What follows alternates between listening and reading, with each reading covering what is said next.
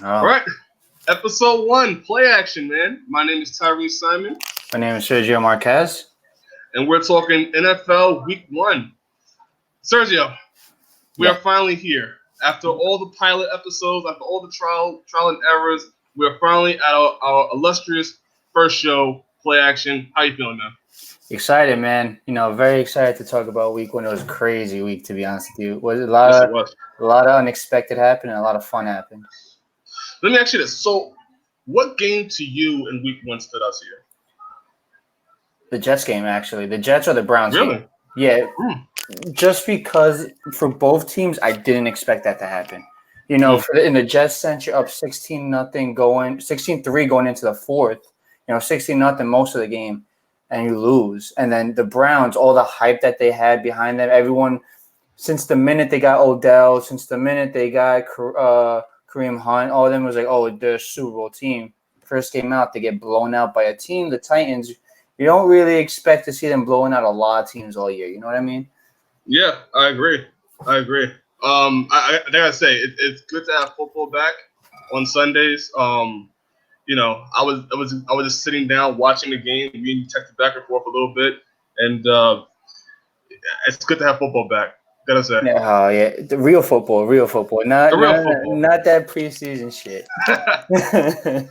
and we can finally judge it now. We can sit Now here it and say matters. Now it matters. now it matters. Now we can actually judge teams and my team especially. I think they're looking pretty all right. We're gonna talk about a little later on, but my team's looking pretty good. No, good start. Very good. Unexpected, Yeah. but very good start. Yes, yes. All right, so fans, before we get started, for fans that are watching or going to watch later on, subscribe in the YouTube channel.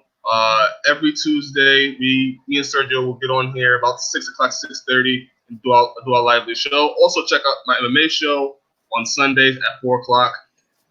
Two good shows produced by myself. What else can I say? And also leave a comment. Tell us what you think of the show and what we do to get better, and give us your thoughts on your teams. We're all ears. We're always trying to get better. So just let us know. That's right. That's right. All right, man. Let me go down the score list, shall I? Okay. All right. So, week 1 is in the books. Let's go. The first game of the week was the Packers and the Bears. Packers win 10. Bears lose by 3. Very uneventful game, by the way. Very uneventful game. I actually went to go see it that day. That's how bad the game was. You didn't miss much. Trust me. You did not miss much at all. Which is a good movie, by the way. Very good movie. But you told me, this is uneventful. We digress. It was an uneventful game. Titans beat the Browns 43-13. Hold up. Before we go on to the next one, Sure. I want to hear your opinion on this. Mm-hmm. Do you think this is actually what the Browns are, or do you think this was just week 1? Get the rhythm together, get all the kinks out, and they're gonna be good from here? Because they had little sparks of they may look good, but there was just a lot of negatives from that game. Defense did not show up, and you expect the defense to be a little bit better. You give up 43 points to Marcus Mariota and the Titans. You're really not. That's not a team you're going to be giving up. That's going to be scoring 43 points every week. You know what I mean? Well, I'm glad you brought up the Browns because I have that stats right here. So Baker Mayfield threw for 25 of 38, right? Mm-hmm. He had 285 yards, one touchdown. Problem is 3 interceptions. Yeah, when it comes to the completions and the yards, that's not bad. It's not. It was, and the thing is with those interceptions are very stupid passes. There was passes that if he just he went through his progressions a little more, or just little things went right, he wouldn't be having 3 interceptions. You know what I mean? Yeah, and that's also the Titans got after him. Like the Titans were really motivated for this game. And I think you asked me a question: do I think it's week 1 or I think it's the Browns overall? I think the Browns are gonna have a problem with, everybody thinks that they're the team to beat. Like they're gonna be the championship team. They have all the talent there to be a title contender. So I think you're going to see a lot of these games where these teams are going to go after the Browns. And it's up to the Browns to either show up or just fail. They have a target on their back. Yes, they are. They have a big one. And rightfully so. On paper, they have a very good team. Yes, absolutely. I mean, look at this. Odell Beckham Jr. had 7 receptions for 71 yards, which is unlike him. Did you hear what he had? He had the $250,000 watch on. Yes, I did. And now the NFL was thinking about maybe fining him, but since there was no legitimate rule to him not allowing having a watch on, they're just gonna give him a warning. Yeah. I find that Actually, hilarious. I liked it.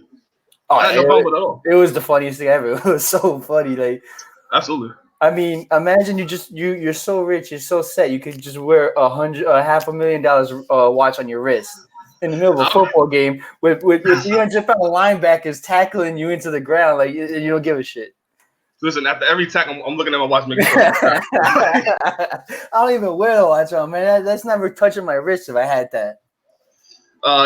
Going on, Nick Chubb had 17 carries, rushed for 75 yards. Jarvis Landry had 4 receptions for 67 yards. So it really was an unimpressive game for the Browns. And the Titans, again, they went after them. They were hungry. They wanted to prove that they are.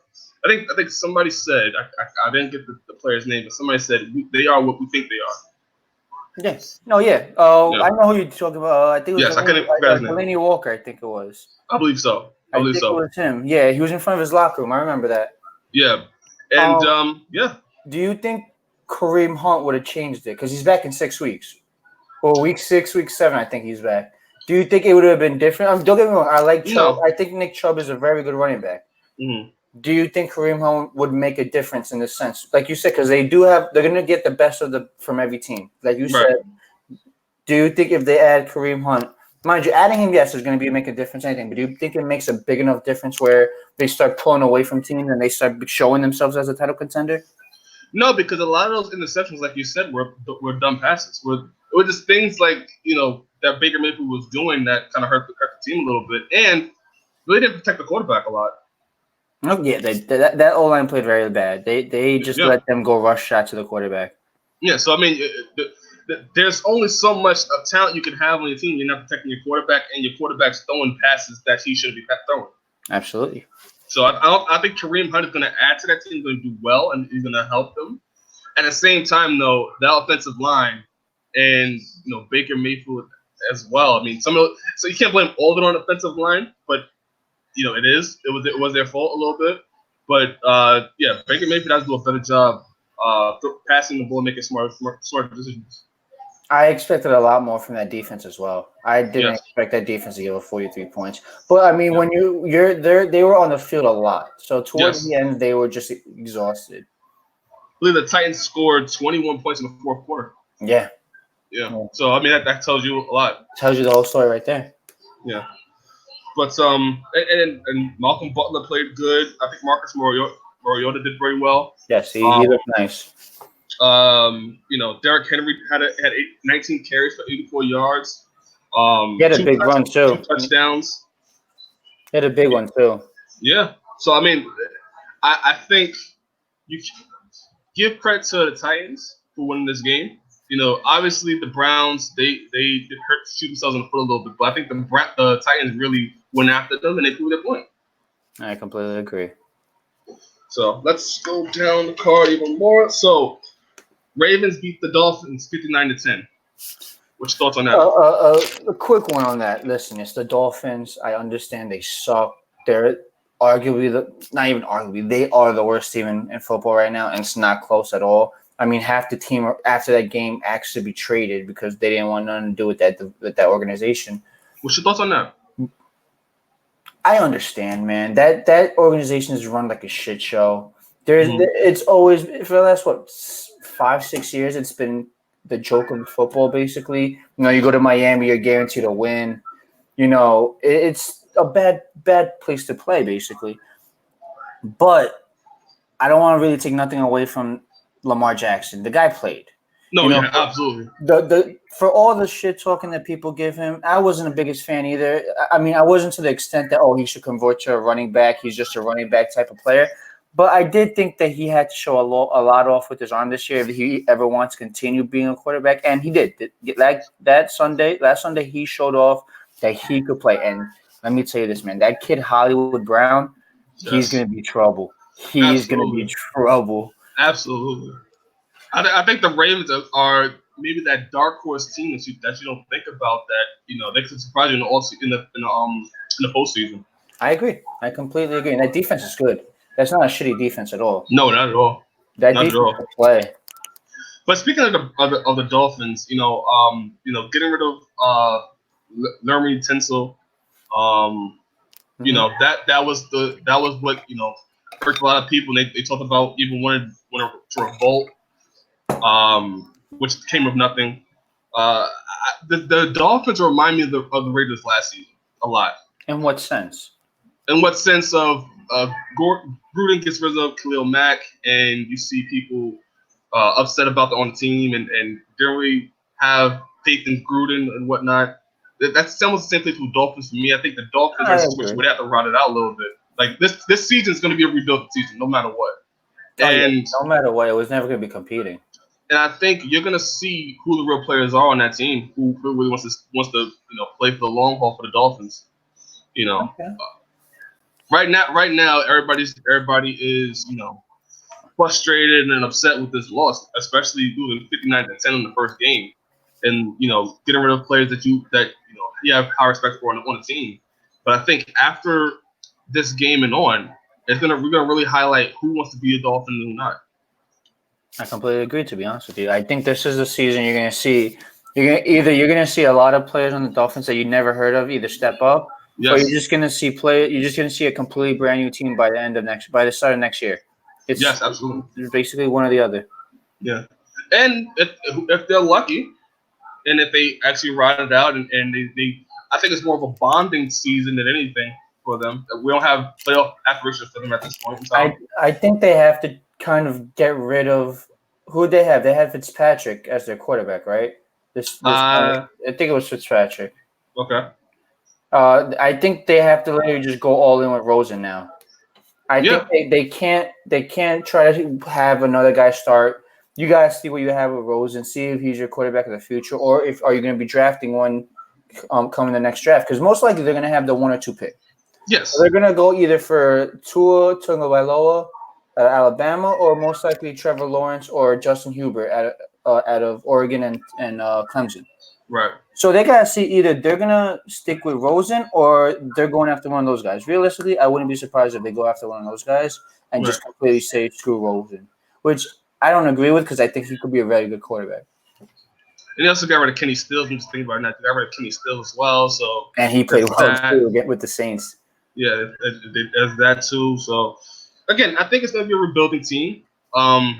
Look for the next couple of years to see where the Dolphins go. But I think we're going to see more of the same. Maybe not 59-10, but more of the same of them losing from this season. I agree. I completely agree. The Vikings win 28-12 against the Falcons.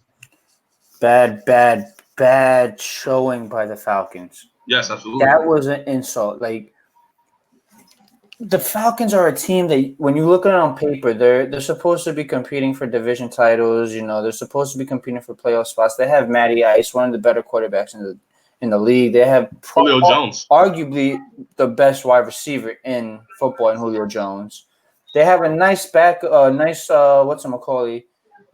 second-year player in Calvin Ridley. They have the weapons. They have Freeman in the backfield. They have weapons. Right.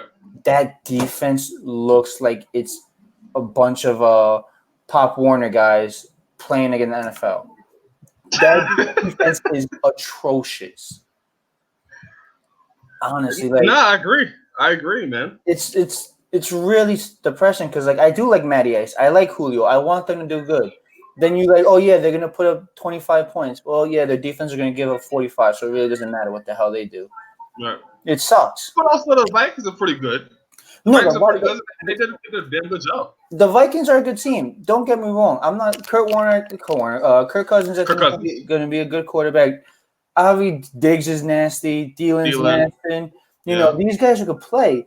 But defense. I was that bar in the back over there. But I was really expecting a lot more from the Falcons. Really was. No, I didn't think that. To be honest, the score doesn't show it as much, but the Vikings basically just walked through that game. They had no pressure whatsoever. Yeah, I just happened to glance at the game a little bit. I'm like, wow, it's pretty unusual for week 1 of the Falcons to be like this, but the Vikings just continue to dominate the entire game. Yeah, the whole entire time. They had no pressure against themselves. It was just like, all right, we got this win. Let's just go home and keep drinking after. It's basically what they said. Well, I mean, that's, it's interesting because the Falcons were at one point, Super Bowl favorites, and maybe they get back in contention, but didn't look like it.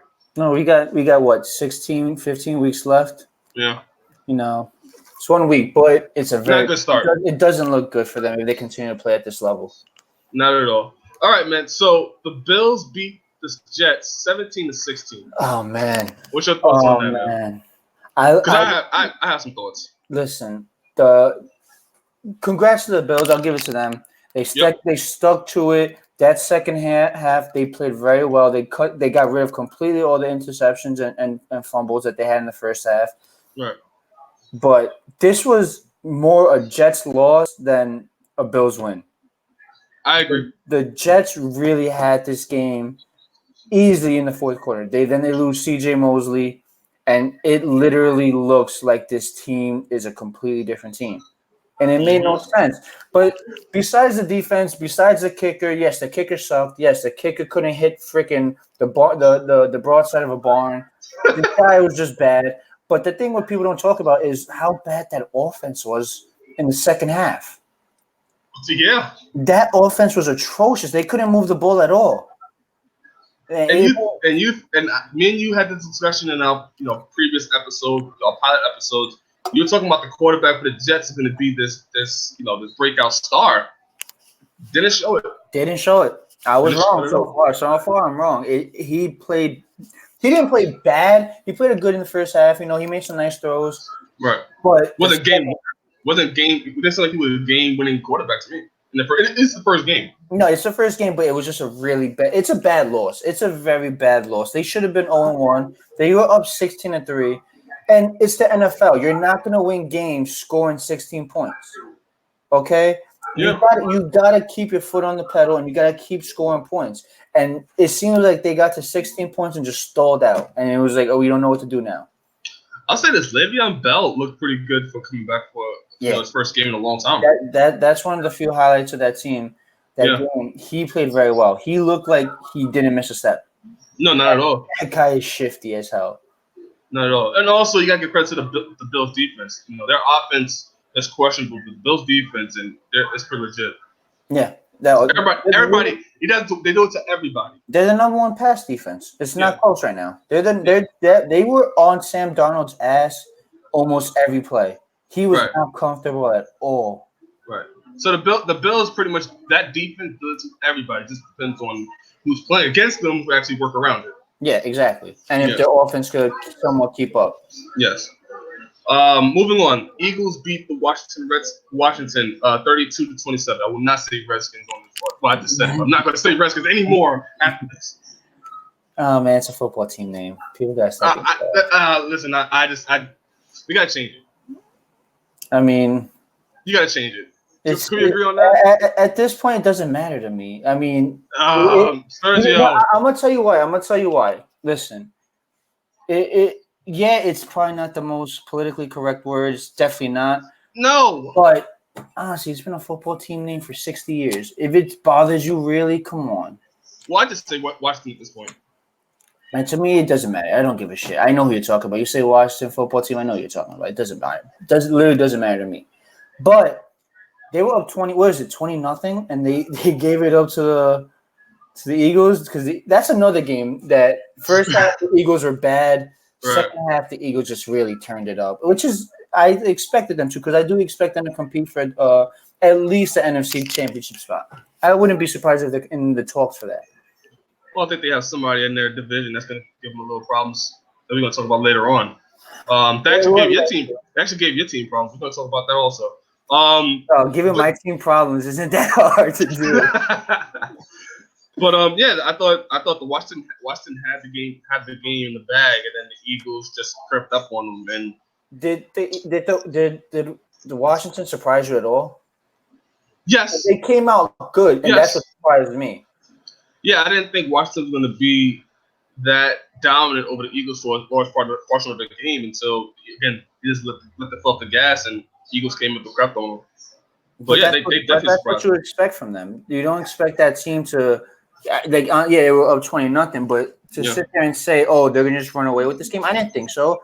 I mean, I thought that if they do, okay, good for them, but don't be surprised if this team just lets it up. You know what I mean? Because they're not a good team. They're in the bottom with everyone else basically. No, I had the Eagles winning that game beforehand.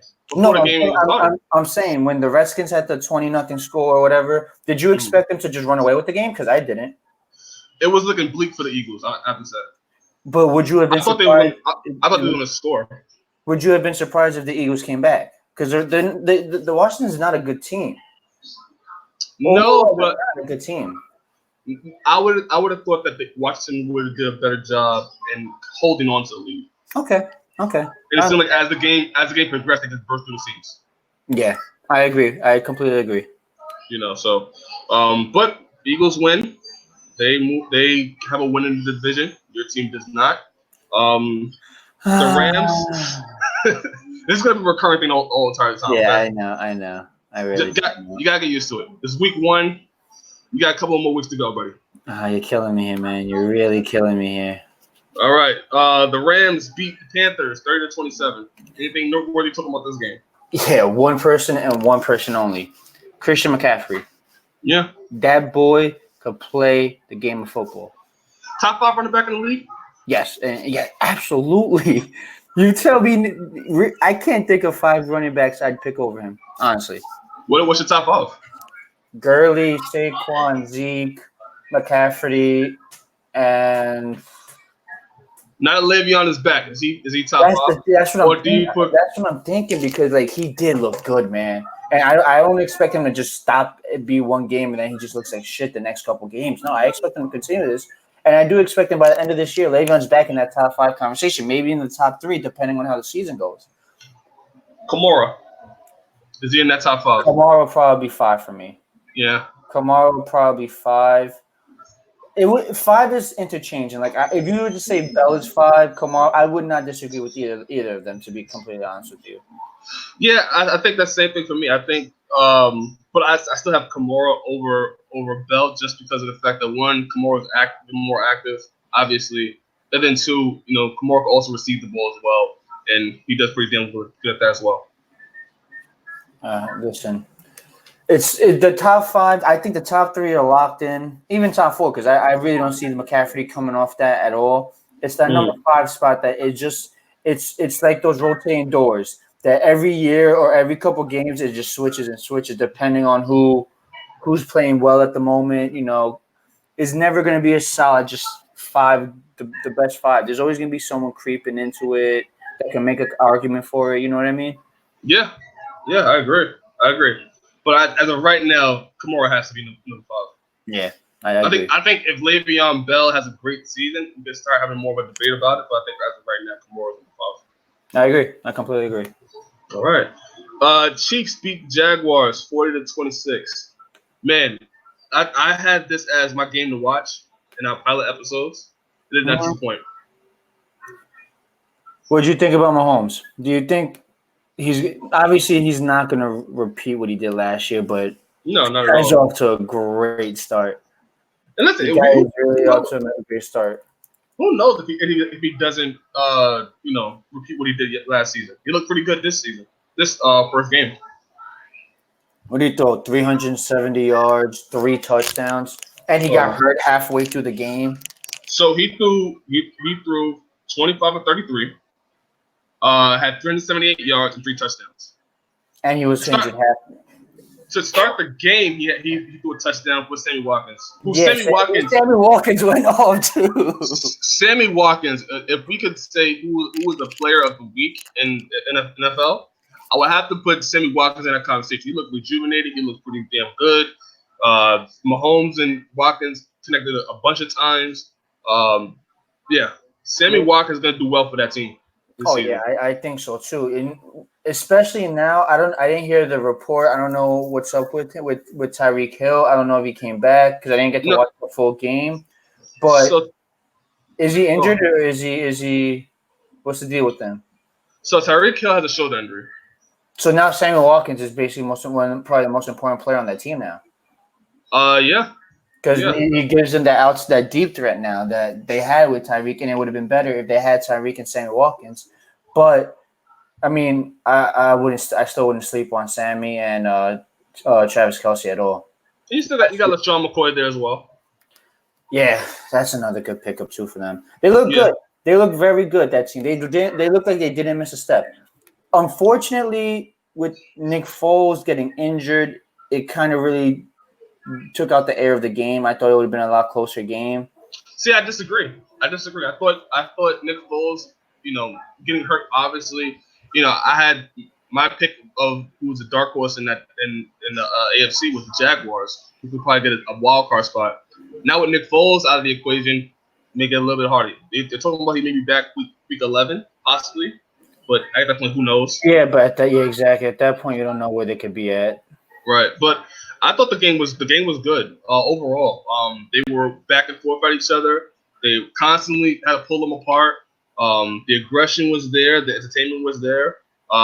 Actually, speaking of Nick Foles got hurt throwing a touchdown.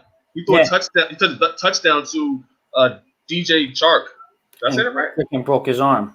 And broke his shoulder. Yeah, the tackle.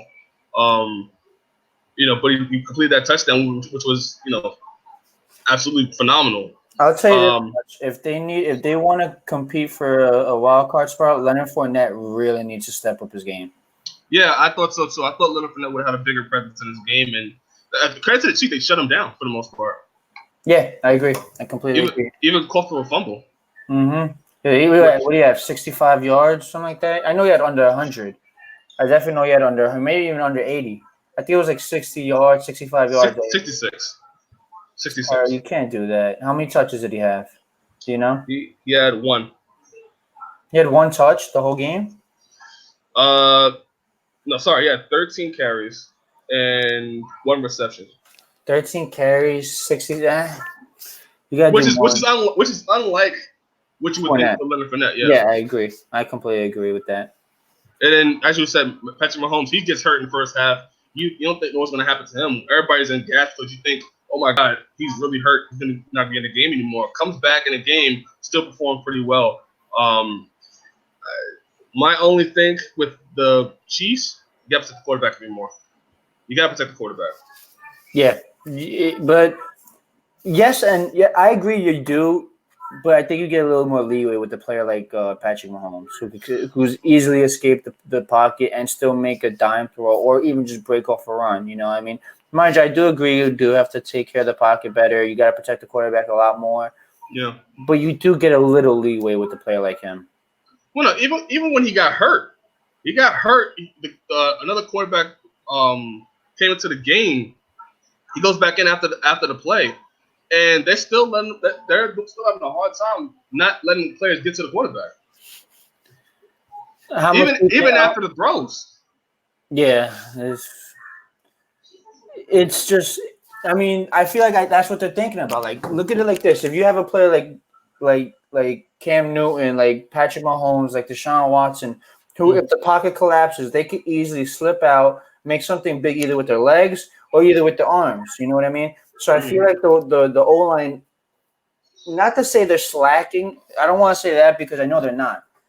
But they have that in their mindset that, listen, I'd rather just let the pocket collapse and him not throw not get sacked and not get throw a pick on a rush and just let him break it off, or not have a hold or me not have a flag. And you know what I mean? I feel like they'd rather do that, just let the pocket collapse instead of doing that.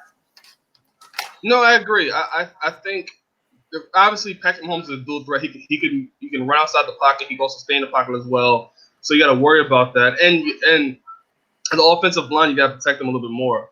My frustration a little bit was even after he's throwing the ball, they're still allowing the player to come at him. And even though he's hurt, he's still getting hit. Which is going to happen, but you got to do a better job in protecting him a little bit more. That's all my problem is. I agree. So my problem is, and let's not forget Gardner Minshew. I hope I said that name right. Did a really good job. Really good job. And I think that was part of the reason why it was such an entertaining game. When you had a guy come in for Nick Foles, you don't know how it was going to be, and he overperformed. I agree. He did a very good job. Very, very good job. And he's been practicing with the Jaguars in the preseason, so they may even give him more of a look. I thought he looked good. I thought he looked good. He had the vision, field vision. Um, he threw for 275 yards, 2 touchdowns. Although he had one interception for his first time on the field, I thought he did a good job.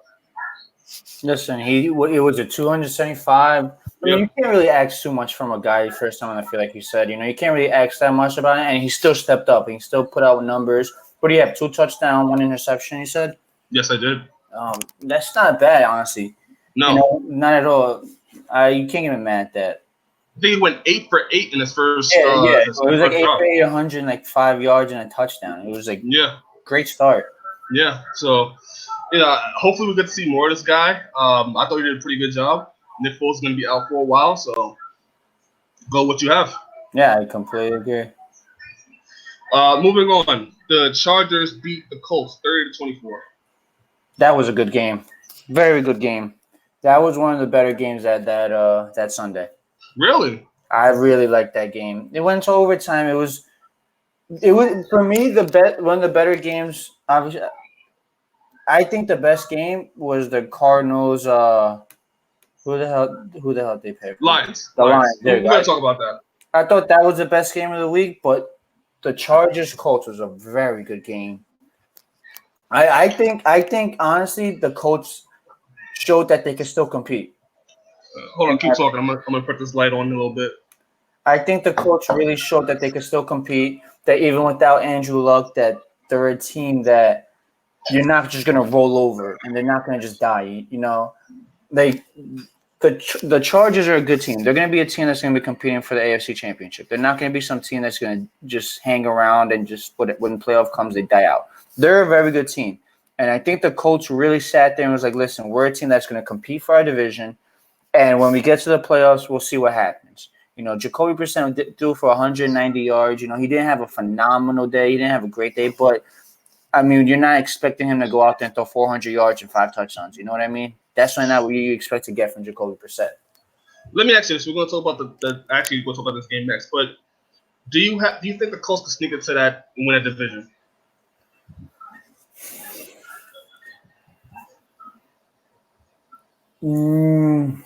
It's tough. I think the Texans. That's what I was going to say. The Texans' defense on the last play against the Saints yesterday really turned me off from that team a little bit.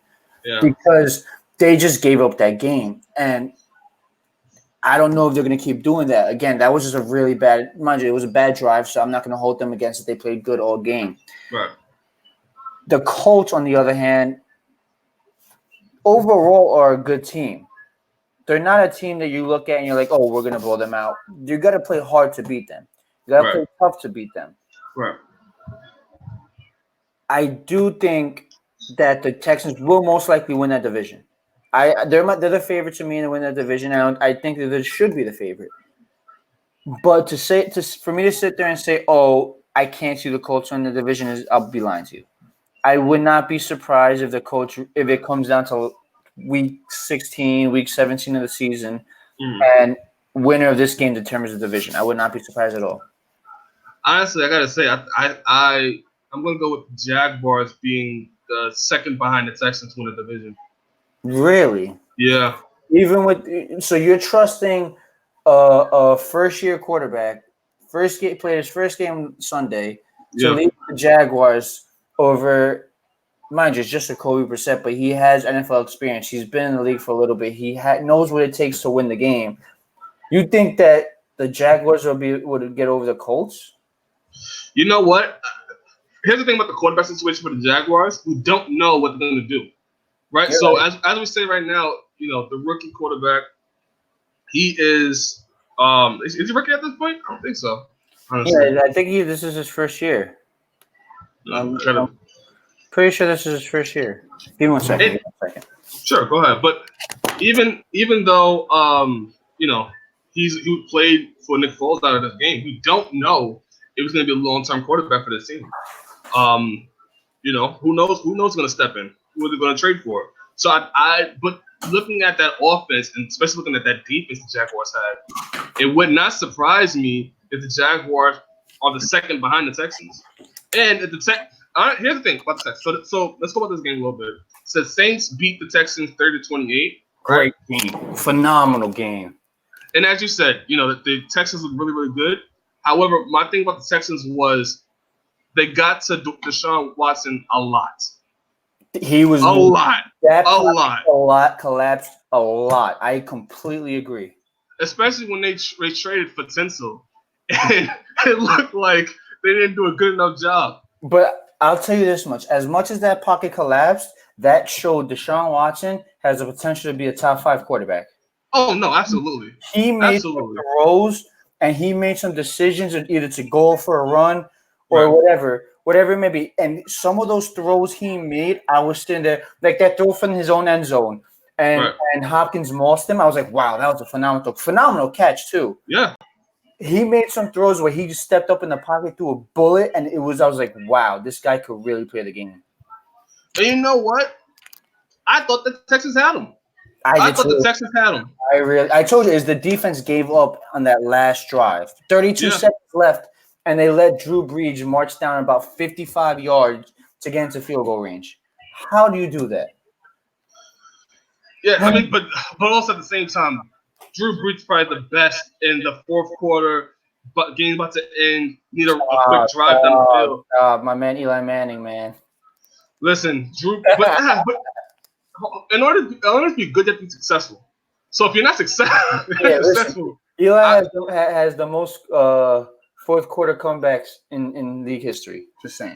I'm not denying it. Eli Manning in the fourth quarter is pretty good. However, but I gotta give it Drew Brees overall. I gotta give it up to Drew. The guy, if you give him a minute left in the time in the fourth quarter and he's down a touchdown, I'm betting most likely he's gonna at least get it close that he could probably get the ball into the end zone and see what happens.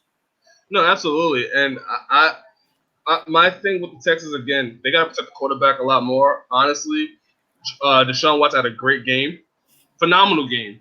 At the same time, no, it worries me that he got sacked so many times, and it reminds me of an Andrew Luck situation. Do you think we're starting to see this quarterback? Do you think that injury is going to do anything?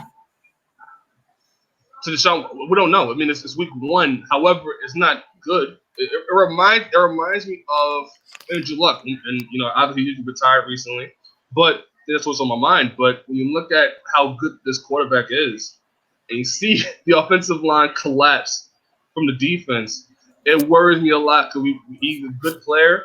He has to be an even greater player, but the offense is not going to help him out a little bit. They do, man. And to me, it's a back injury. It's a lower back injury. It seems like, it's not obviously what you want to see from Deshaun Watson, especially a guy who's a mobile quarterback who's not just going to sit in the pocket and just wait for a guy to get open. He really can't with that offensive line. He's going to have to move. So I would keep an eye out for it. Let me see how he goes throughout into week 2. If you hear any reports. But honestly, him and Hopkins, that connection is a scary connection, man. That's an argument to be like the best quarterback wide receiver duo in the league. It's in consideration. Hopkins had 8 receptions for 111 yards, 2 touchdowns. Man, guy's good, and he really mossed the shit out that dude. Yeah. He really did. And you got Will Fuller on the team. You got Kenny Stills. So Deshaun Watson has some weapons on that team. Yeah, he does. The issue to me is going to be, can that offensive line protect them? When we talked about early preseason, we talked about them getting Tinsel and potentially helping out that offensive line, and we talked about Lamar Miller potentially helping out that offense and helping get the ball out of Deshaun Watson's hands. To me, it seems like they're still trying to figure things out. How to protect them. The one thing I gotta say about this game, and for both teams, I think this is probably the most important part of this game, especially like you said with the Texans, their offensive line not being the greatest, it was struggling a lot. The two aspects of this team both teams are gonna have to step up if they want to actually compete for a Super Bowl. And I do think for one of the teams it's gonna happen, no doubt. It's the running backs. Kamara had a good game. Kamara had a really, really good game. He had some plays that he's breaking off, like that one dump off pass when they had the linebacker trying to keep up with him. And I'm sitting there and I'm like, if you really think a linebacker is going to keep up with Alvin Kamara, you're absolutely crazy. And then what was it? 10 plays later, he has a run where he bounces off of maybe 4 players and just gets the first down and more. And then on the other side, you have Carlos Hyde and you have Duke Johnson. Right. Obviously, not top 5 running backs. Probably not top 10 running backs. But they're good. They're good running backs. They're not running backs that you're just like, oh, let them beat us. They're nobody. Those two can run the ball. Mm-hmm. Those two are not bullshit runners. They're good runners. Now, if you want the Texans to be good, you need those two to be good. Because if they're good, that's going to open up Deshaun Watson not getting sacked as much because now the team has to respect the run game. So they're going to stack the box. They're going to have spies on the running game all day. That's one less player now they have to worry about. So he's going to have more time to throw and open up for the wide receivers. If that doesn't happen and these two running backs don't do shit, Deshaun Watson's going to be on his ass most of the game, and he's going to get hurt, and he's going to end up, unfortunately, and I hope this doesn't happen. I really don't, because I like Deshaun Watson. He's going to end up like Andrew Luck, like you said. And we don't want that to happen. We're both not for any quarterback or any player being injured. However, I want to state that. But however, when you see what happened in this game, it does make you think about the Andrew Luck situation and how you have a good quarterback who could be a great quarterback and who could lead this team to playoffs and whatnot. But the offensive line is crucial to that.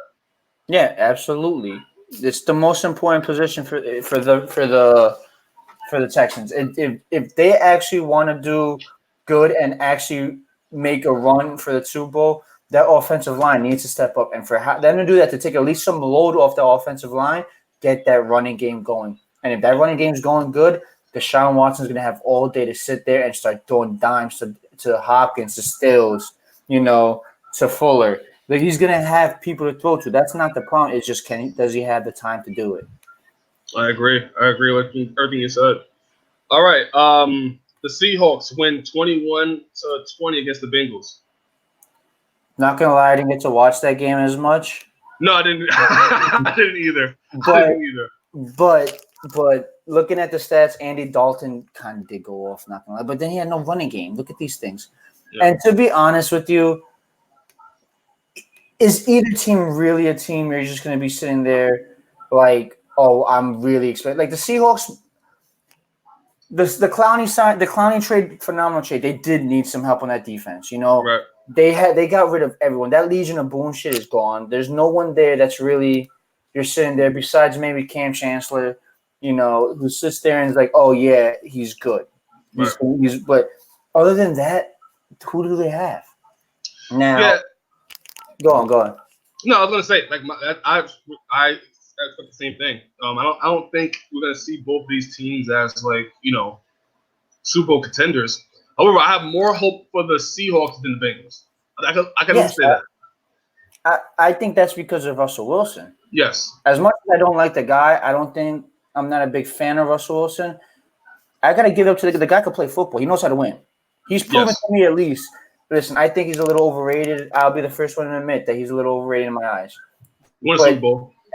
Exactly. I can't take that away. He's a winner. He's won a Super Bowl. I can't take nothing away from the guy. I think he's corny, whatever. At the end of the day, he may be the corniest player, but he's a Super Bowl winner. I can't take none of that shit away. Sergio, do you get it? Danger Russ. Danger Russ. Listen, I like Russell Wilson. You know what it was for me? For me, I thought that I thought he's what Dak Prescott is now. I thought he's what Dak Prescott is now. I thought he was a guy that relied on having such a great running back, having such a great defense, and just having great teams or a great team around him. He didn't have to do much. Now he's still doing those exact same things and throwing up those exact same numbers on a shitty team. So he has more respect for me. And I'm like, oh, now the guy, he's not just all because his team's good. The guy could play the game. You know what I mean? I see you taking small shots at Dak Prescott, which again we're almost close to getting into. I wanted to save it for last a little bit, but yeah, I don't see your I don't have the same attitude you have towards Russell Wilson. I think he's a great player. I think he's a good guy. I like the little corny dangerous thing. It works for me. He's a good player. He can play. I can't take that away from him. But no, I did not watch this game at all. I'm not gonna lie to you. Out of all the games that were on at that time, it probably wasn't at the top of my list to watch it. Dude, I gotta tell you what. I had like 6 games on, and it really wasn't the top of my list to watch that game. Let's say this. We watch a lot of games. Yeah, we watch a lot of games. We really do, man. We gotta pick and choose some of them. You did. Listen, especially in week 1 when everyone's playing, we're not gonna catch every game. Yeah, so be honest with you. Sorry, fans. We'll cover more Seahawks talk later on in the other episodes, but not this one. It's week 1. We still have 16 more weeks to go. We'll catch them one time. All right, the Patriots beat the Steelers 33-3. Freaking Tom Brady, bro. He's 42 years old and he's still doing the shit he does, man. Really gets me upset. And it makes you think. They did this without Antonio Brown. Like, that's the crazy part. Yo, what scares me is now think of it. You got Tom Brady under center, right? You got Antonio Brown to the right, Josh Gordon to the left, Julian Edelman in the slot. Who are you covering? Exactly. Like, oh yeah, let me double Josh Gordon, let me double Antonio Brown. Okay, cool, do that. Julian Edelman will just go for 300 yards and freaking dominate the whole team with 5-6 touchdowns. Like, you think that Tom Brady doesn't fall in love with throwing the ball to Julian Edelman every play? You're so stupid because that's probably his favorite receiver. And now, with all this shit happening, I would not be surprised if Gronk comes back. And he's like, you know what? I'm not gonna get hit a lot now because I got freaking 3 superstars around me. They're not gonna play me. I'm also not gonna forget Philip Dorsett. Oh yeah, Dorsett. I'm not gonna forget Rex Burkhead. Like that team. You got Michelle. That team has so many weapons. Sony Michelle. What day? Who are you gonna cover? What day is it? September 10th. I would not be surprised. End of the year, Sony Michelle is in the top 5 rushing yards. At the end of the year. You know what? That wouldn't surprise me either. Because they're going to be, you know how many holes are going to be opened up for him now that everyone's on the receivers? He's going to have yards to he could crawl and probably get 10 yards. That team is going to be nasty. Since we're already on the Patriots, the Steelers, again, they didn't have the best game. That defense of the Patriots are sick. For the first time in a while, I could sit there and say that defense for the Patriots might be one of the strongest. This is probably one of the strongest defense we've seen from them in a while. Stephen Gilmore shut Juju down. Shut him. James Conner played a terrible game. That also, but it goes to the defense as well. The defense is so good. But do you think that? Obviously, again, we got guys, audience. We know this is one week. We know this is all hypotheticals. Right. Do you think that last year was a fluke then, or do you think this, or did you think this week was a fluke and James Conner is going to be fine? He just played a very good defense. I think James Conner is good. I just think that the Patriots have a great defense, and everybody's gonna have the same trouble. Everybody's gonna have the same trouble that James Conner had. Okay, I understand. And the Steelers overall, like Stephen Gilmore is underrated in the way he covered Juju the entire game. You know, Juju only had 6 for 7 for 78 yards, which is unlike him. He's probably honestly one of the best defensive players in the league, man. Yeah, he's so underrated, but it's very hard to name more than 5 players better than Gilmore overall on defense. Absolutely, and and Josh Gordon, only threw reception for 73 yards and he scored a touchdown. It just makes you think, man. When Antonio Brown gets on his team on Wednesday, tomorrow, what are they gonna do? Like, who do you cover? How do you game plan?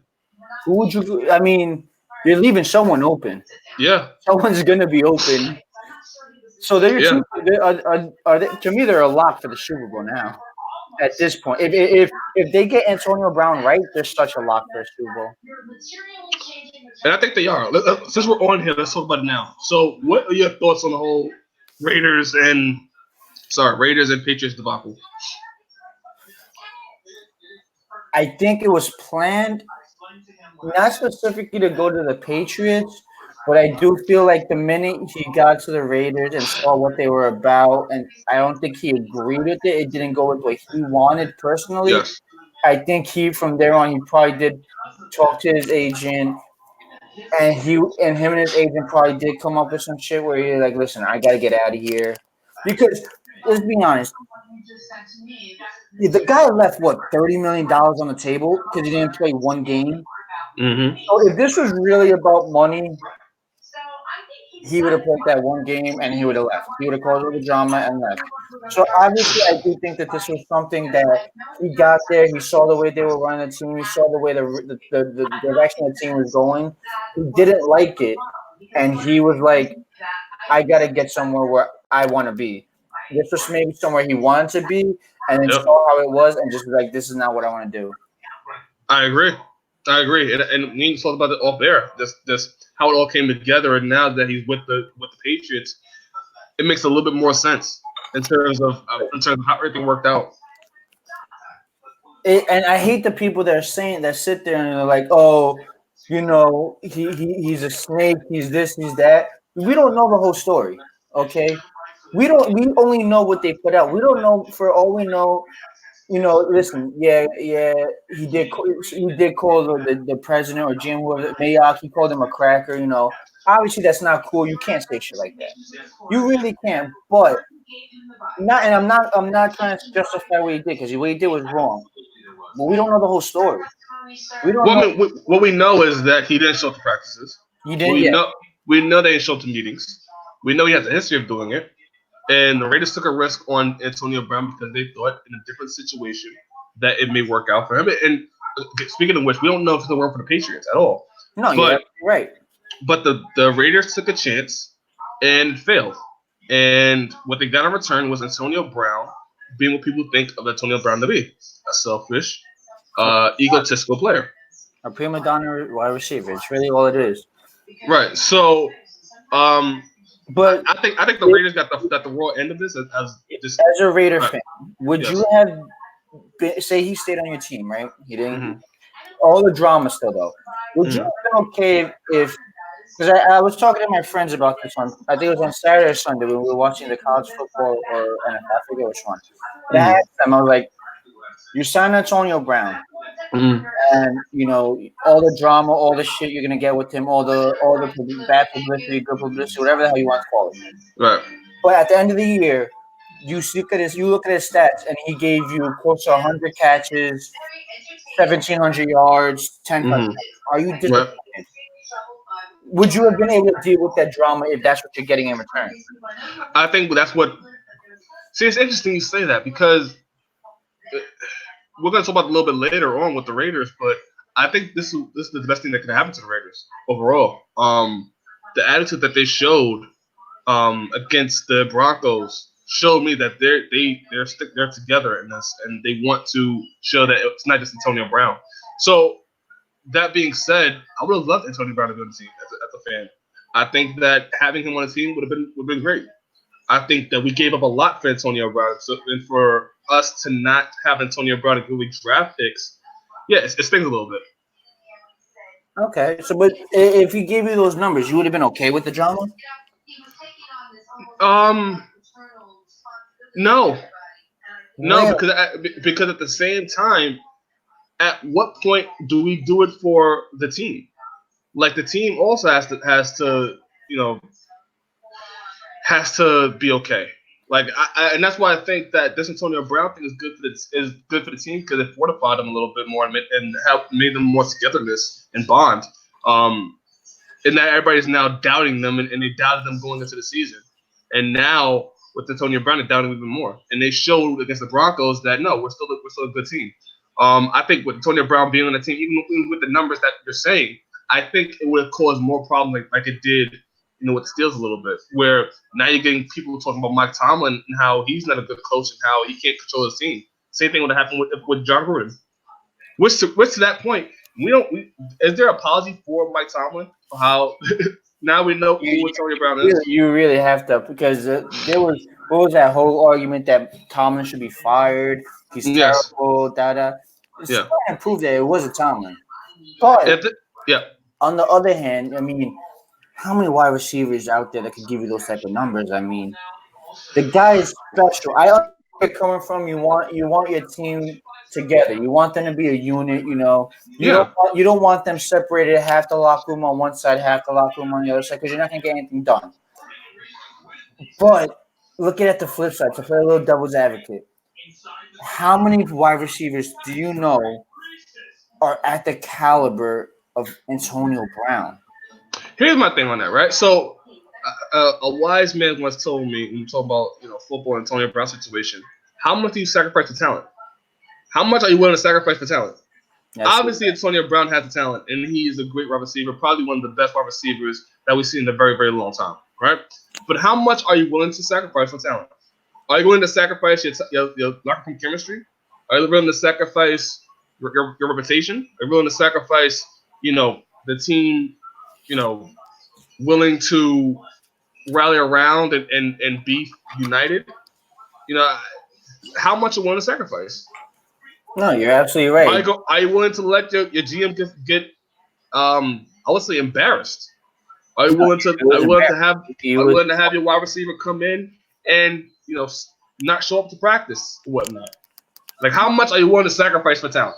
I completely agree with you. I think personally, I do think the Raiders did the proper thing. I agree with you. The chemistry, the importance of a locker room unity is a lot more than what you're gonna get from just a one wide receiver. Yes. Obviously, those numbers are never guaranteed, but it's just looking at it from outside perspective, from someone who's not a Raiders fan at all and who was never a Steelers fan. So I never could speak on how he was, especially since I never cheered for him. Mm-hmm. The only thing I could complain about is you knew about this, man. You knew about this. At the beginning it did seem like it was Tomlin. At the beginning it did seem like it was Roethlisberger's fault. A lot of people, when he was in Pittsburgh, it made it seem like Antonio Brown was just a prima donna wide receiver, but who is it nowadays? Right. And it made it seem like he just wanted out and he'd be fine.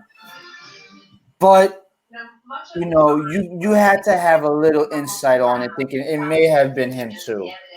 Well, I mean, listen, the Raiders have a history of dealing with people that have, extreme personalities. What was it? What was your owner's name? Al something. Like we had Randy Moss at one point in time. What was the saying? Just win, baby, man. Just win. Exactly. So my thing with Antonio Brown, and I think a lot of people have the same sentiment, is the fact that you see the talent and you want to have him on your team. Like he's out there for you. But at the same time, how much do you sacrifice for talent? And even if I wasn't a Raiders fan, and I'm just looking at how the situation played out, the Raiders got to win.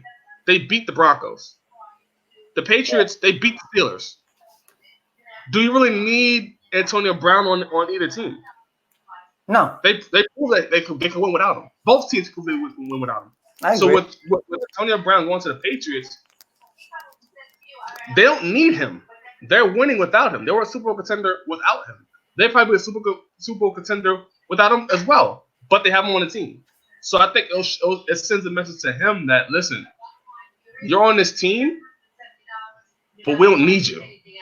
And if you want to play ball, you can play ball and you can win a Super Bowl. I think that's why the Patriots are the perfect place for Antonio Brown, because they're the one team that could go, listen, we could win a Super Bowl without you.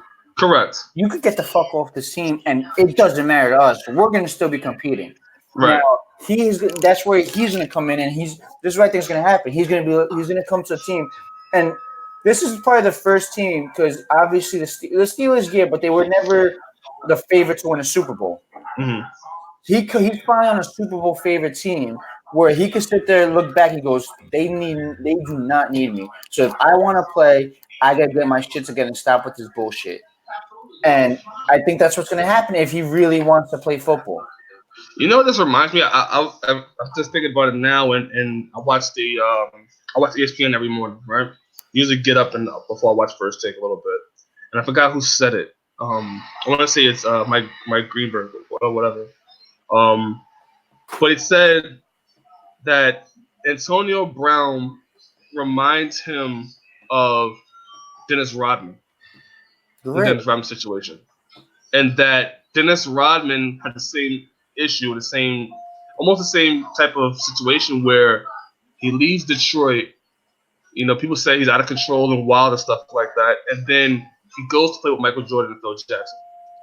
It's almost the same as Antonio Brown going to New England and playing with Bill Belichick and Tom Brady. Two of the greatest of I all could see time. it. I could definitely see it. Two of the greatest of all. One, the greatest coach of all time and the greatest quarterback of all time. You're now playing for them. I think the respect level of what you do heightens a little bit. Yeah, absolutely. You know You know, they're not taking that shit, and you could go. You'll get yeah. off the team right away. They probably. But I wouldn't be surprised if they already sat him down and he would. They were like, "Listen, get your shit together, or you're out." That's the only reason we're gonna sign you. I agree. It's a 1 year deal. He performs well 1 year. You know, he gets to re up next year when I believe the money will be even bigger for him, and it work out. Mm-hmm. If he doesn't, then we'll figure out where he goes from here. Absolutely. All right, can But we get on this? The depressing, very no, no, depressing. no, no, no, no, no. I'm still Please, saving it. okay, just get Cardinals it and over Lions. with. Just get it over with. Cardinals and Lions, man. Great game. They tie. Great game. Great They game. tie. What's thoughts on Kyle Murray? Well, we texted early beginning of the game. I remember this. You texted me. You go. Kyler Murray looks atrocious. But I said that. you said in the first half, so you were right. In the first half, Yes. he looked terrible. Yes. The second half, it looked like it was a completely different Kyler Murray. It looked like a completely different Kyler Murray.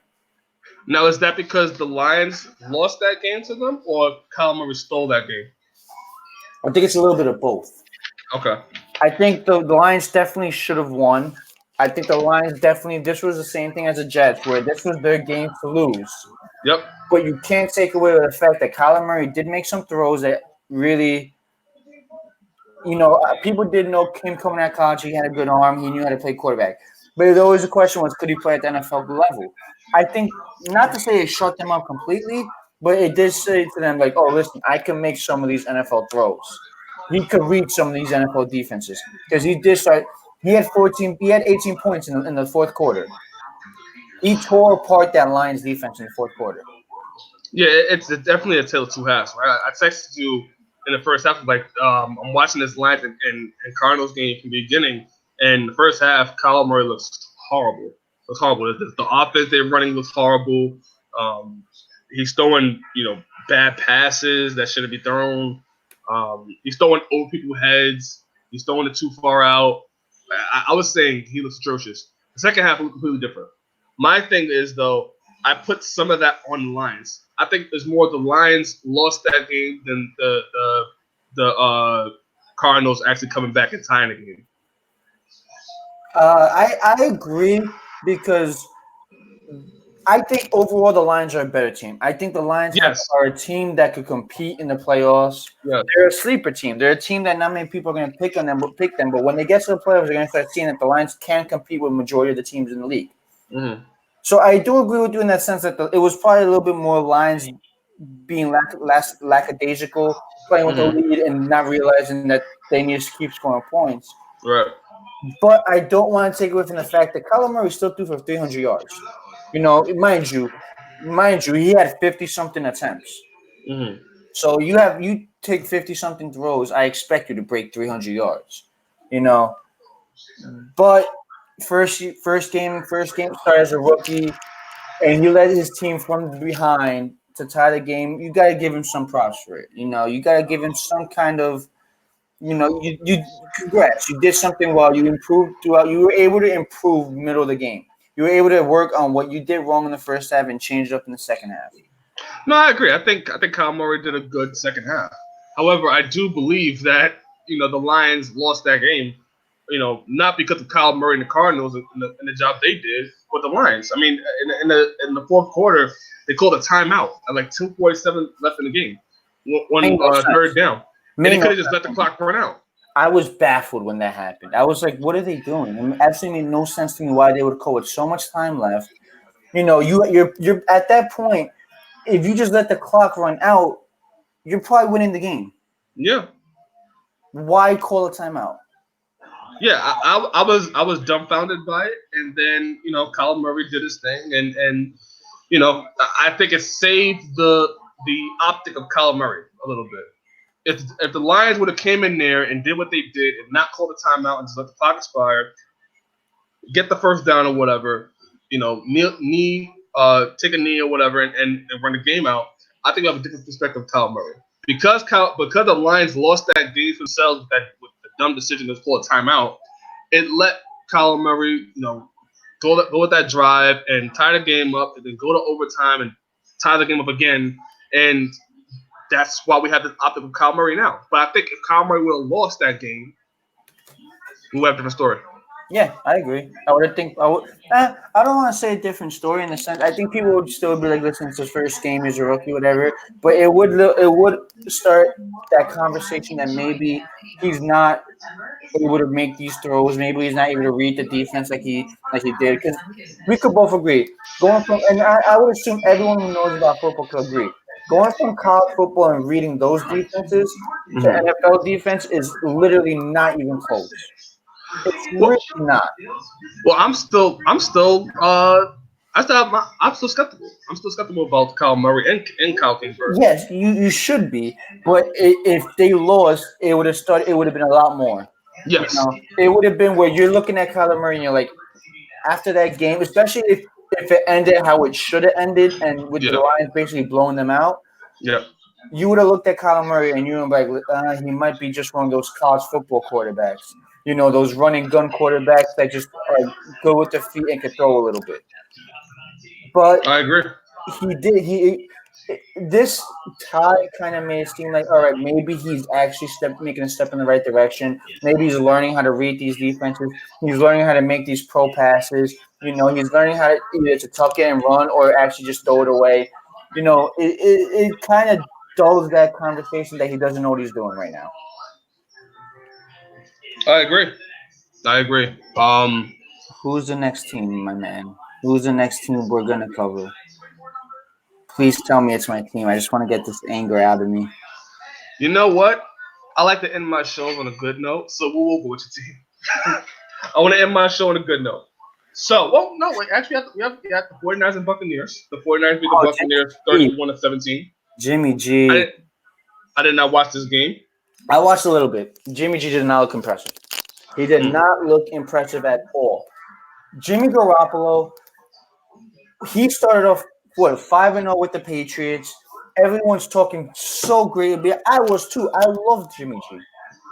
Comes to the Niners, and he honestly looks like a Brock Osweiler type of player who doesn't know what the fuck he's doing.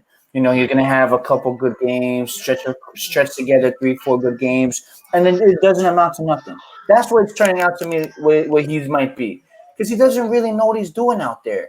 He threw for 100, I think it was like 170 yards and 166 yards, 1 touchdown, 1 interception, 18 completions for 20 out of 27 attempts.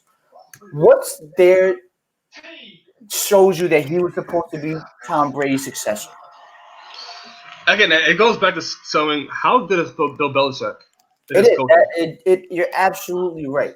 You're absolutely right. But the guy was supposed to be the next. He was supposed to be the guy that changes the 49ers and brings them back to the winning ways they had with Montana, they had with Smith there. And it's really looking like this team is not going to be a good team this year. Well, they paid him all that money, so again, he's one of your top paid quarterbacks in the league. So it's really, and I mean, they won, great, cool, phenomenal, but Jimmy G did not impress me in the slightest.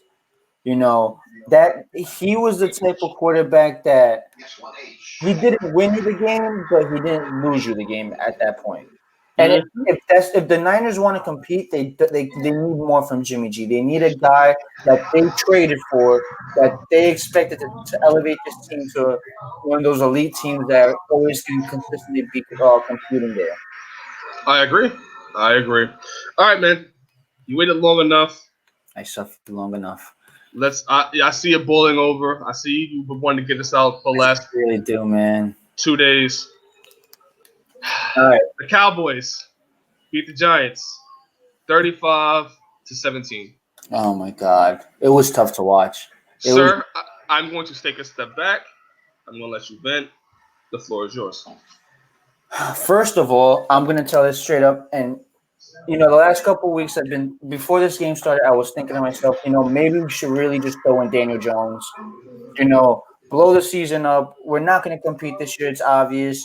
I knew that before the season started. I was like, you know what? So let's just see what we have with this guy. Mm-hmm. I was wrong.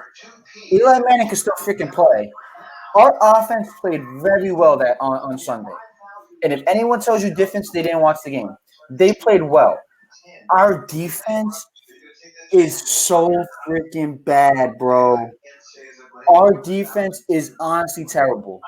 We couldn't stop anybody. It was Saquon Barkley played well. Eli played well. He had 300 yards, 30 for 44, 300 yards, and 1 touchdown. Not bad. Saquon, 11 carries, 120 yards.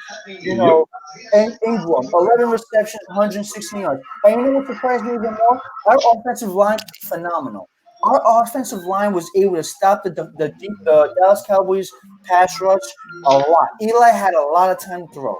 But guess what happened? And I'll give Prescott his due. He played well. I got to give it to him.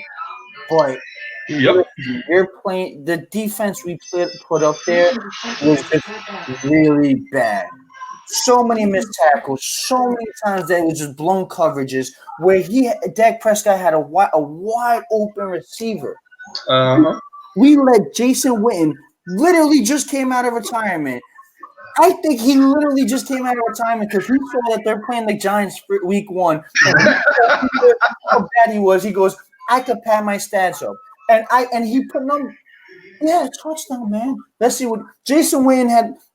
He had 3 receptions, and one of those receptions was a touchdown. How the hell do we give up a touchdown to a guy who was literally broadcasting the game last year? Off the couch. I don't get it.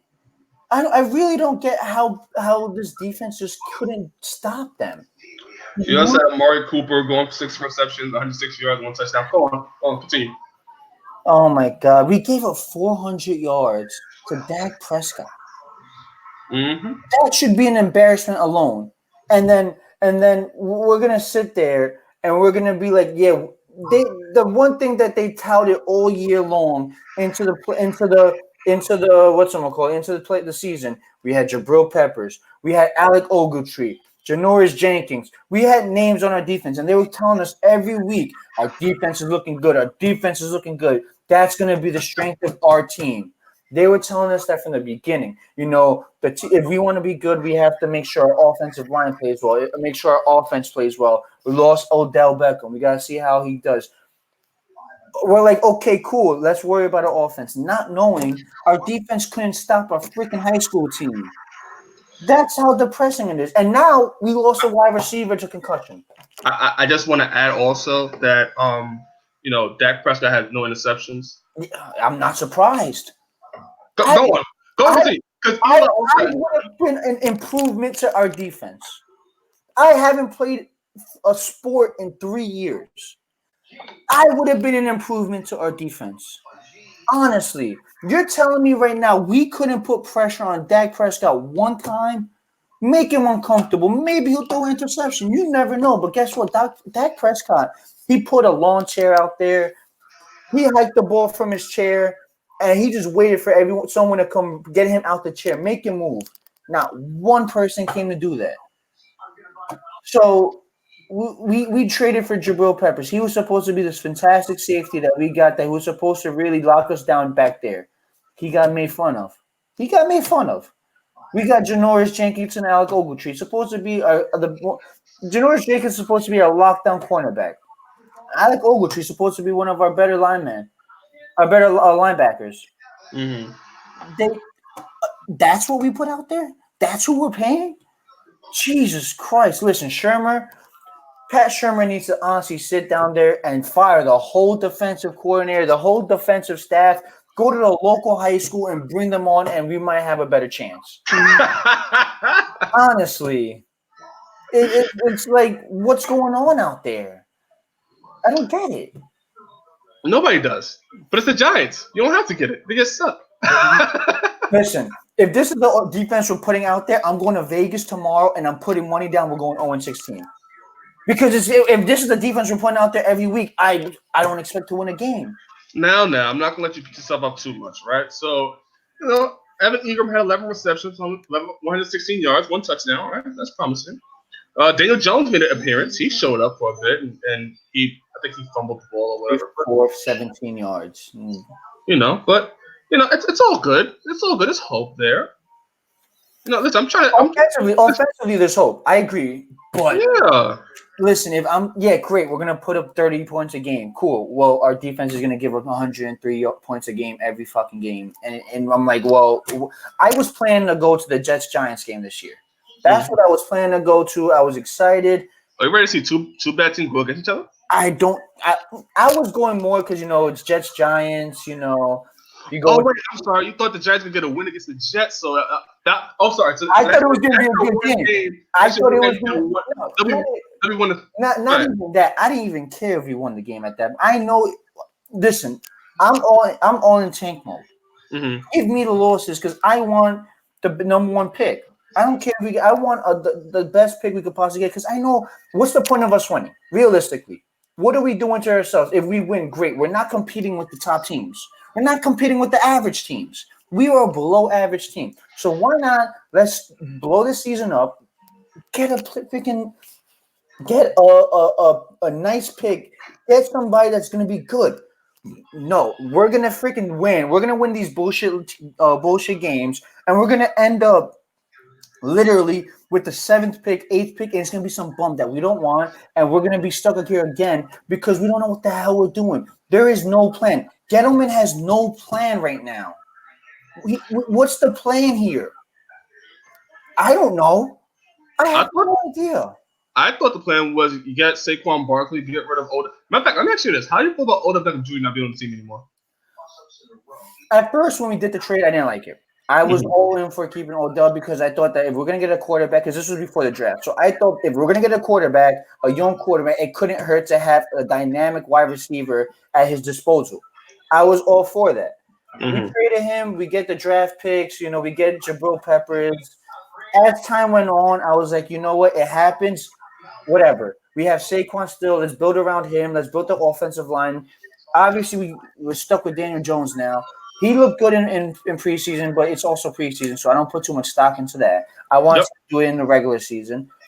But obviously, we have a nice little piece for him. We have Shepard, who's in concussion protocol right now, but hopefully he'll be ready by either this week or next week. We still have Ingram. We have Cody Lattimore, who's fast as hell, who gives us a deep threat presence. So it's not like we don't have the pieces to build a decent offense. Our O-line looked very well.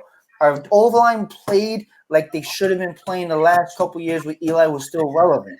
But obviously they didn't. They have the pieces now. It's just that defense. It's just that we get no pressure on the quarterback. We can't compete with these. Our cornerbacks cannot compete with these big-time wide receivers. If you put Julio Jones on these guys, DeAndre Hopkins, these big-time wide receivers. Amari Cooper. Yeah, unfortunately. Randall Cobb. Oh, man, you're really hurting my feelings right now, man. I know. By the way, have the camera solely on you. I know. So I can see just you melting in front of me on camera. But think of it like who are the teams we have this week coming up? All right, we have this week the Bills. What do I say we should win this game? I would like to say yes. I would like to say we should win this game. Do I think we are? I don't know.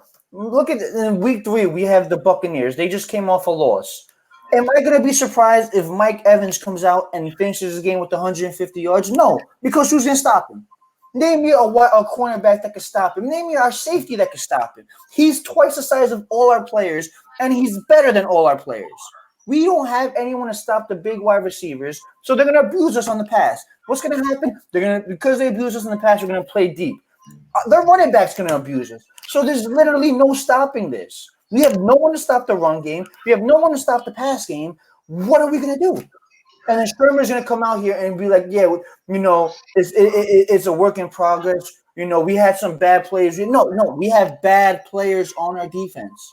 There's no bad plays. We have terrible players on our defense. It's literally just it's that cut and dry. That's all it is. We suck on defense. And I'm so done with the Giants. 1 week in, I am completely done with this freaking bullshit defense and this bullshit team. Great job on the offense. I love them. I thought it was a great performance for the offense. Obviously, the Dallas Cowboys defense is a very good defense. So I didn't expect us to put 30 points up. I expected us to compete. And offensively, we did compete. Eli Manning had time to throw the ball. He obviously didn't make every good throw. Obviously, he's 40-something years old. He's about to be 40, whatever. He's old. He's not going to be throwing dimes every day. He's not Tom Brady. But to sit there and say that we gave up 406 yards and what was it? 4 touchdowns to Dak Prescott? Really? Oh my God! What was the exact numbers? Dak Prescott 405 yards, 25 for 32 for 4 touchdowns, no interceptions. He also rushed 12 yards too. And then great job stopping Zeke. I wasn't expecting Zeke to go off really because it was he came back 3 days before. But do I expect him to stop the run like that all the time? No. I have no confidence in our run stopping game. I have no confidence in our pass stopping. I have no confidence in this defense whatsoever. And I am terrified every time we have to give the ball back. I am so terrified. Oh man. Sorry, are you feeling better? Yeah, I am actually. I'm more relieved. You know what? We gotta make this a weekly segment for you. We gotta make this a weekly segment. We gotta have a Giants rant. A Giants must rant. It's gonna happen every week. I'm gonna have something to rant about the Giants every week, and it's guaranteed. It's guaranteed.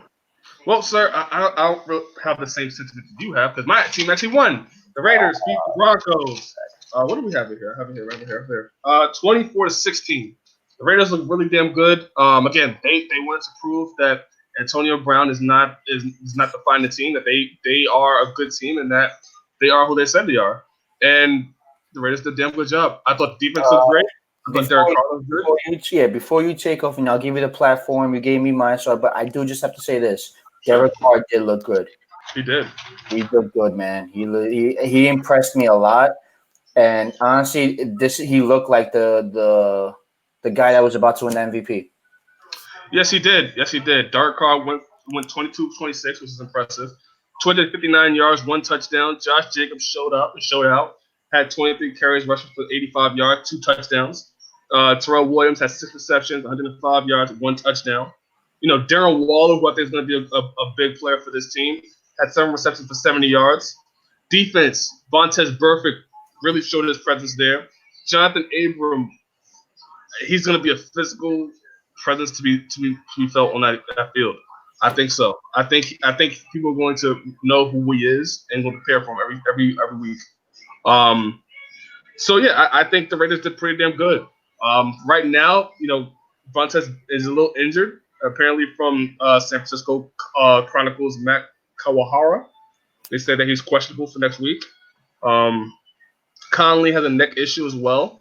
So we'll see what happens. But so far, so good, man. I like the defense. You asked me before, what is the vision for this team? I think we're going to see a more physical team. I think on defense, it's really going to come down to the defense. I agree. The defense is going to be a physical presence. You may get a lot of flags, but hopefully they can figure that out and try to lessen them a little bit. But you're going to get a physical team. I do think so. I think your defense is going to be your cornerstone. I think they're going to try to get back to that black hole type style. Yes. Where you guys are just going to swallow these offenses up, and you're on the right track. You got some nice players. You got Colin Farrell from Georgia. I think it was from Clemson. He was disgusting player. Obviously, Vontaze Burfict is a dynamic player. Might not always agree with what he does, but he's always a dynamic player. You have to know where he's at on the field. Conley's another good player who's also got, and Jonathan Abrams. These players, you have players that who at their top could swallow up these offenses very easily. So I think that helps your offense a lot now because now your offense doesn't have to worry about, I got to keep up with this offense. I got to keep up with this offense because your defense is a tough defense to score on. If they're playing properly and they're playing focused and not just wild like most of these players, some of these players do, if Gwynn's able to get them focused on one goal and, like you said, control the flags, obviously these little things, this defense could be a scary defense to play against. I agree, and I think again it goes back to the Antonio Brown thing. I think you see the post conferences we talk about it as well. Like they're tired of it. They're tired of talking about Antonio Brown. They're tired of talking about what happened. They just want to play football, and they want to show that they don't need Antonio Brown. That they were a good team on preseason without him. That they're going to be a good team going forward. Like they've made changes and steps forward to make the team a playoff contender team, and I think they're on the right track. I think they did a good job. Derek Carr looks sensational, like we said before. The defense, Vontaze Burfict. We'll see what happens with him. He looked like he matured a lot, and he's like he's coaching and being a mentor for that defense. Jonathan Abrams is gonna have a big upside. I think we're gonna be talking about him, and at the end of the year, as one of the best defensive players in the league. I agree. Please, I love Abrams. I think he's gonna be the guy that he's the X factor in that defense. If you're gonna have a really good year, your defense is gonna be one of those defenses where you're like, okay, we need to find some way to stop them from just killing us. Yes. And I think, Josh Jacobs showed up. Darren Waller has a big upside.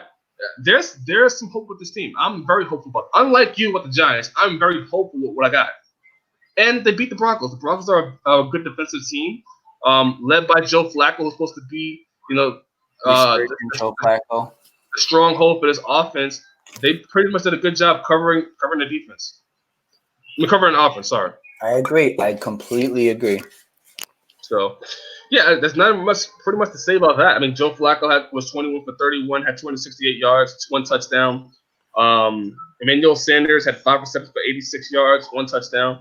The rookie, the tight end, Noah Fant, didn't have a good game. No, he did not. He really didn't. He struggled out there. But it was really. I mean, I'm not really.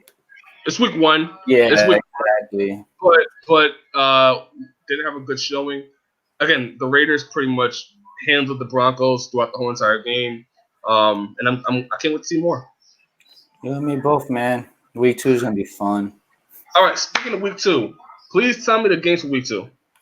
All right, give me 1 second. All right, I got them right here. Okay, week 2, we got Panthers, Buccaneers on Thursday. Then Sundays are Cardinals, Ravens. Sidebar for 1 second. Have you seen the horrible commercial for the Buccaneers and Panthers that they have on ESPN? No, I did not. Is it that bad? Well, no, I was watching. Yeah, it's super bad. Very, very bad. They have these actor fans acting like they're big either Buccaneers or Panthers fans. They said like cheesy, corny one-liners and stuff like that. It was really bad. But go on.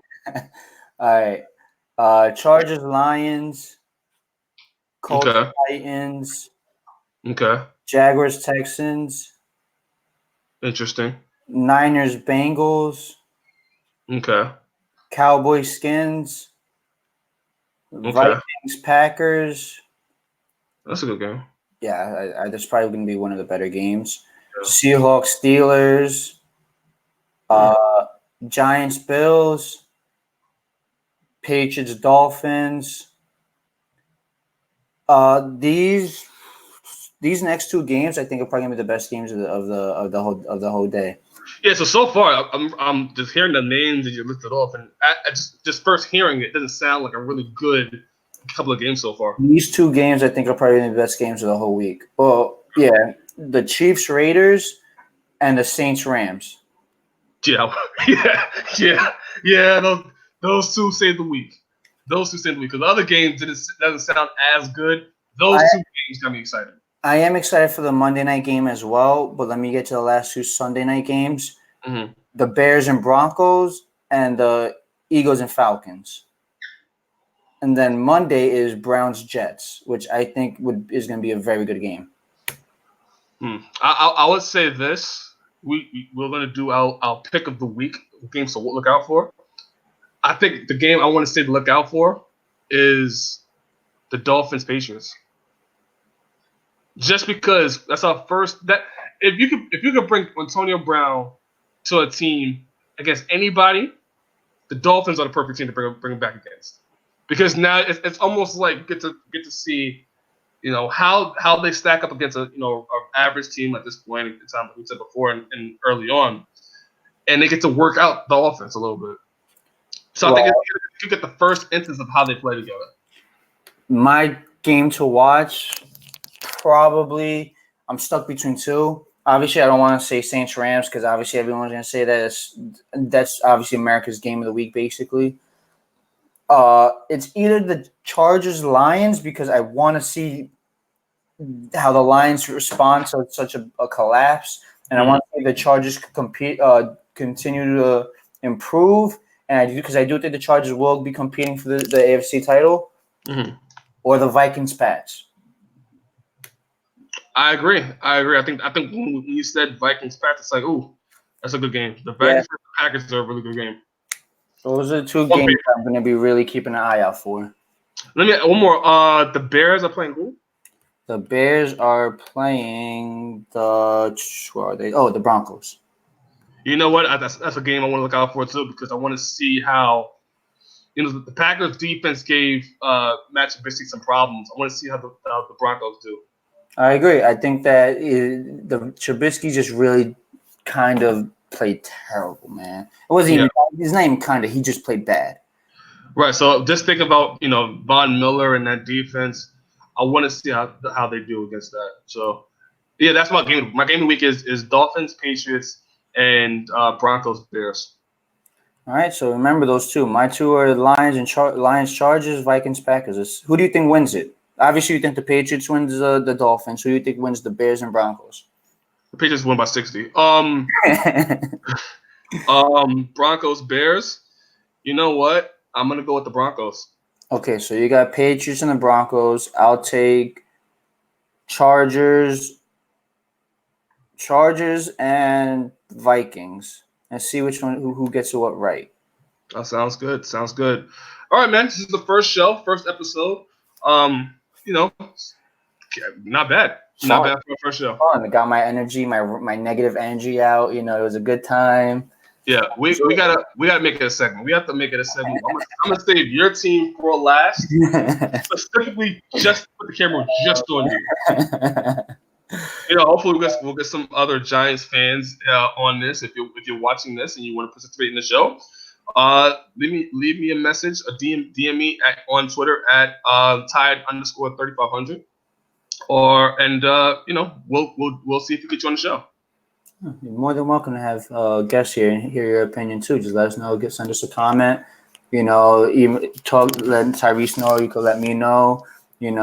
Just tell us what you guys think about it, or where we can improve on. Where can we contact you, sir? On Twitter at Sergio_N_Marquez. All right, and we're also on Facebook. You're on Facebook as well, right? Yeah, just regular Sergio Marquez on Facebook. Same thing, regular Tyreece Simon that you see on the screen below. All right, man. First show, we did an hour and 33 minutes. It is now 8 o'clock. We pretty much started at 6:30, so ready to wrap this thing up. Ready to wrap it up, man. For more content like this, check us every Tuesday at 6 o'clock for more content like this and to hear Sergio rant about them Giants. You can only check it out here on Play Action. All right, signing off. My name is Tyreece Simon. My name is Sergio Marquez. And we are out. Goodbye, guys. And again, enjoy next week's football.